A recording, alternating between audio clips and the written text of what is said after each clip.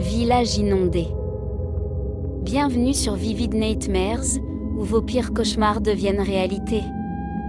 Je m'appelle Clara, et aujourd'hui je veux partager avec vous une histoire qui m'a profondément secouée, une expérience que j'ai vécue dans une ville inondée et qui m'a laissé marquer à jamais. C'est en été que j'ai décidé d'explorer un petit village abandonné qui avait été inondé il y a des années. Les eaux de la rivière voisine avaient emporté des maisons, des rues et des souvenirs, ne laissant que l'ombre de ce qui était autrefois une maison pour de nombreuses familles. Quand je suis arrivée au village, j'ai été accueillie par un silence inquiétant. Le soleil de midi filtrait à peine à travers les nuages gris qui menaçaient de déverser de la pluie à tout moment. J'ai marché dans des rues désertes, avec de l'eau stagnante jusqu'aux genoux à certains endroits et des mauvaises herbes reprenant leur place sur les façades des maisons abandonnées. L'atmosphère était oppressante, comme si les murs humides et les restes brisés de meubles et de jouets pour enfants détenaient de sombres secrets. Le sentiment d'être dans un endroit qui était autrefois la maison de beaucoup, mais qui est maintenant submergé et oublié, était écrasant. J'ai décidé d'entrer dans l'une des maisons qui conservait encore une partie de sa structure. L'intérieur était sombre et humide, avec l'odeur âcre de l'humidité et de la moisissure envahissant mes sens.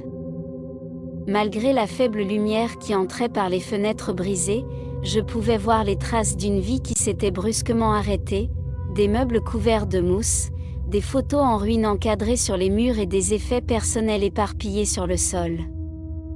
C'est alors que j'entendis un bruit subtil, à peine perceptible, par-dessus le murmure de l'eau qui coulait à l'extérieur.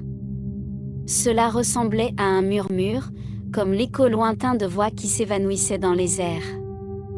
Mon cœur a commencé à battre plus vite alors que j'essayais de localiser la source du son. Je me suis prudemment frayé un chemin dans le couloir délabré et dans ce qui semblait être la chambre principale. Là, sur le lit couvert d'algues et de restes de tissus déchirés, j'ai vu une ombre fugace se déplacer dans un coin sombre.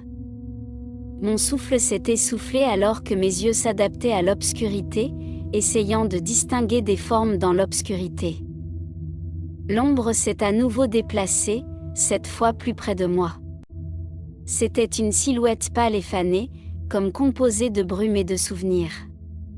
Ses yeux, vides et sans vie, me fixait alors qu'il s'approchait lentement de l'endroit où je me tenais, paralysé par la terreur. J'ai couru vers la sortie, à travers la maison inondée avec l'eau glacée qui frappait mes jambes. J'entendis le bruit de pas rampant derrière moi, comme si quelque chose ou quelqu'un me poursuivait dans l'obscurité oppressante. J'ai finalement réussi à sortir de la maison et j'ai couru sans regarder en arrière jusqu'à ce que j'atteigne le bord du village inondé.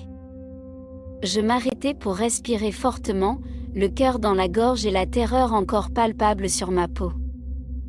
Je n'ai jamais su ce qu'était cette ombre, mais sa présence m'a marqué, me rappelant que même dans des endroits abandonnés et oubliés,